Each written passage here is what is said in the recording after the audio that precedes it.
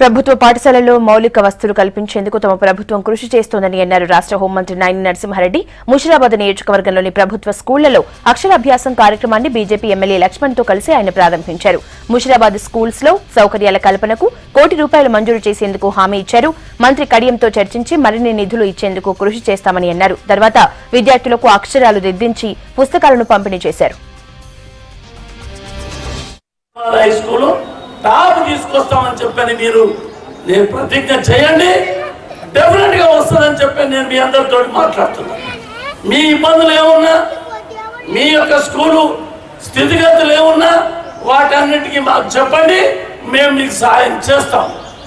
ఇప్పుడే డిఓ గారు చెప్పారు, 1 లక్ష మేము ఇస్తే 2 లక్షలు ప్రభుత్వం ఇస్తామంటుందట.